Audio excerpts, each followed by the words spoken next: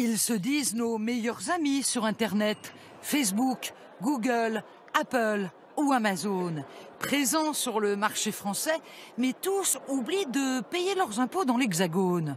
Face à la crise, le gouvernement remet à l'ordre les GAFA, les géants de l'Internet. Ça veut dire taxer les géants du numérique pour aller chercher l'argent là où il se trouve et pour que les géants du numérique payent le même montant d'impôts que nos PME et que nos entreprises nationales. C'est une question de justice et d'efficacité.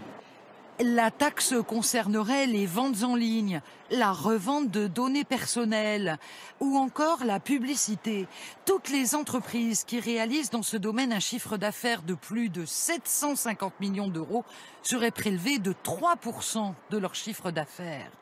Un objectif à hauteur de 500 millions d'euros, insuffisant pour les commerçants français. Ces géants sont américains ou chinois. Ils sont très souvent implantés dans des pays européens où il n'y a quasiment pas de fiscalité. Et donc, ils ont les moyens aujourd'hui d'échapper à l'impôt. Si on fait simplement une taxe française et qu'on n'a pas des règles internationales ou des règles européennes, on voit bien que ça ne suffira pas. Emmanuel Macron a déjà tenté de convaincre ses amis européens. Sur cette carte en jaune, les nombreux pays prêts à le suivre. Il ne fait pas encore l'unanimité. L'Allemagne hésite et l'Irlande ou les Pays-Bas, des paradis fiscaux pour les GAFA, vont être plus difficiles à convaincre. Bonjour et bienvenue dans les gros mots de l'écho, où tout ce que vous avez toujours voulu savoir sur l'économie sans jamais oser le demander.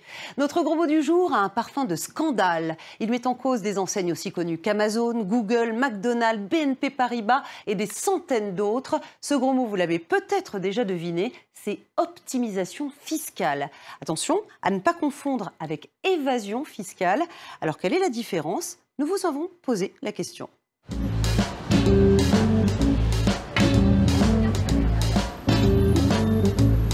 L'optimisation fiscale, elle se fait dans le cadre légal. L'évasion fiscale, c'est du transfert de fonds dont l'origine n'est pas forcément déclarée et la destination, évidemment, est pas déclarée au fisc. Les grosses entreprises payent de moins en moins d'impôts parce qu'elles arrivent à répartir leurs résultats en regroupant leurs sociétés. Je pense qu'à l'évasion, il y a un terme de fraude, alors que l'optimisation, c'est l'utilisation à bon escient des lois des pays dans lesquels l'argent est déposé. Donc c'est pas de l'évasion, parce qu'un évadé, il fuit un système dans lequel il est retenu.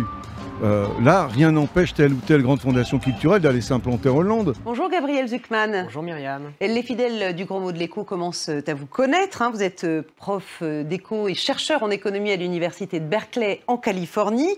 Vous êtes un de nos traducteurs émérites de Charabia économique. Alors l'optimisation fiscale, c'est peut-être un gros mot, mais c'est légal. Oh, c'est ce que disent les multinationales pour justifier leurs pratiques. Et c'est vrai que la plupart des multinationales, elles essayent d'opérer en respectant au moins la lettre de la loi. Ensuite, est-ce qu'elles respectent l'esprit de la loi? C'est loin d'être clair. Elles s'adonnent à toutes sortes de manipulations pour faire apparaître leurs profits là où ils sont peu ou pas du tout taxés, comme aux Bermudes. C'est ça l'optimisation fiscale. Et ça coûte, une fois de plus, beaucoup d'argent aux contribuables, à ceux qui payent leurs impôts. Ça se chiffre en dizaines de milliards d'euros. Tout à fait, rien que pour les multinationales américaines. Pensez à Apple, Microsoft, Starbucks. On a estimé que ces entreprises arrivent à éviter plus de 100 milliards d'impôts tous les ans en manipulant la localisation de leurs profits. Vous prenez McDonald's, par exemple, les études qui ont été faites qui ont montré que sur la période 2009-2013, McDonald's a évité 1 milliard d'euros en Europe, sur 20 milliards de chiffre d'affaires réalisés en Europe. Et pour l'ensemble des multinationales américaines, elles gagnent plus de 100 milliards par an en manipulant la localisation de leurs profits. C'est des pertes de recettes fiscales qui sont extrêmement importantes. C'est des impôts qui ne sont pas payés par ces multinationales et qui doivent être payés par nous autres, par les classes moyennes et par les petites entreprises. Alors ce sont de formidables tours de passe-passe. Comment ça marche? Il y a en gros 2 techniques de base? Tout à fait, 2 grandes techniques. La première, c'est que les sociétés multinationales se prêtent de l'argent à elles-mêmes. Par exemple, la filiale localisée aux Bermudes va prêter de l'argent à la filiale française ou aux filiales africaines, de façon à ce que les intérêts arrivent aux Bermudes et que, au contraire, les pertes, les filiales africaines et françaises soient lestées de paiement d'intérêts. Okay, donc elles ne réalisent pas de profit. La deuxième grande technique, c'est au lieu de se prêter à elles-mêmes, eh bien, les multinationales se vendent des services ou des biens à elles-mêmes. Donc de nouveau, la filiale aux Bermudes va vendre à la filiale africaine ou va vendre à la filiale française des services à des prix exorbitants, par exemple le droit d'utiliser la marque ou le logo de la société. Et le résultat est le même, les pertes sont faites en Afrique et en France, et les profits aux Bermudes, où ils sont taxés au taux de 0%. Alors ces jeux de transfert entre filiales d'un même groupe, ils ont des petits noms très sympathiques. On parle par exemple de double irlandais ou de sandwich hollandais.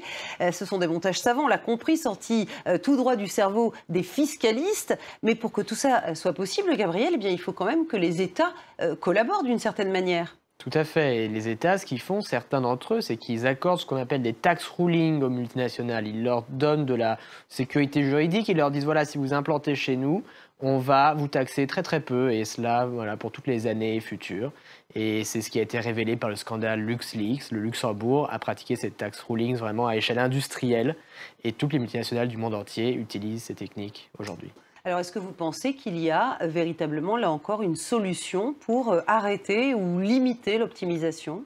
Oui, je pense qu'il y a une solution qui consiste à changer la façon dont on taxe les multinationales. Aujourd'hui, on taxe les profits pays par pays. Voilà, les profits réalisés en France sont taxables en France, les pays réalisés aux Bermudes sont taxables aux Bermudes. Ce qu'il faudrait faire, c'est abandonner cette fiction qu'on peut calculer des profits pays par pays, parce qu'en pratique, les multinationales ont tout le loisir qu'elles veulent de manipuler la localisation de leurs profits. Ce qu'il faudrait faire à la place, c'est partir des profits mondiaux consolidés, qui eux ne sont pas manipulables, et ensuite trouver une clé de répartition de ces pays. Et une clé de répartition très simple, c'est de répartir les profits proportionnellement à là où les ventes sont faites. Parce que les consommateurs, ils sont en France, ils ne sont pas aux Bermudes. Et Apple ne peut pas bouger ses consommateurs aux Bermudes. Voilà, ils sont en Europe continentale, aux États-Unis, en Asie. Ce système mettrait un terme au scandale de la manipulation des prix de transfert.